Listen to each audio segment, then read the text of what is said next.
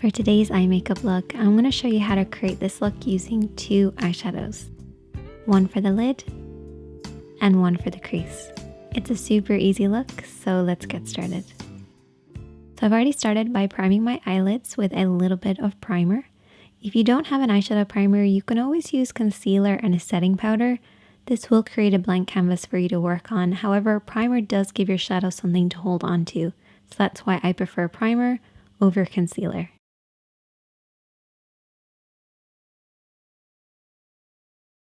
I'm first of all going to take that crease shade, which is a matte tone. And I'm going to take my blending brush. So you only need two brushes for this look, a blending brush and a flat brush. Starting with the blending brush, we're going to work this over and back into the crease of the eye. So the crease of the eye is where the eye creases into the eye shape.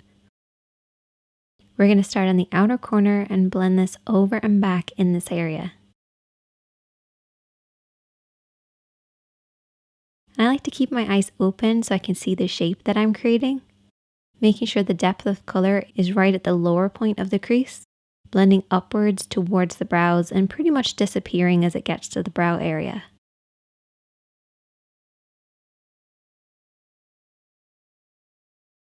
Take your time blending this over and back until you get the depth of color that you want.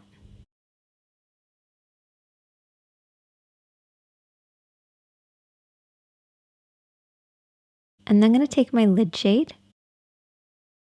And whenever I'm applying anything that has a little bit of shimmer, I use a flat brush to apply it.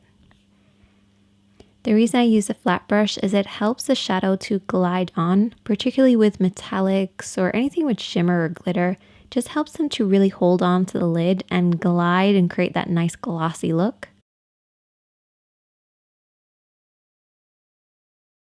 You want to very slowly build this up, applying a little bit of shadow at a time until you get the depth of color that you want.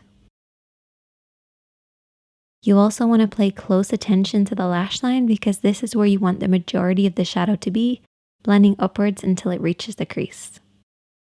If you have harsh lines between your crease and your lid, take your brush and slowly smudge between the two. This will help them blend into one another. But don't be afraid to keep blending and applying a little bit as you go along. And I also took that lid shade and applied it underneath the eyes as well. I accidentally ended up applying liner. You might ask me, Sinead, how do you accidentally apply liner?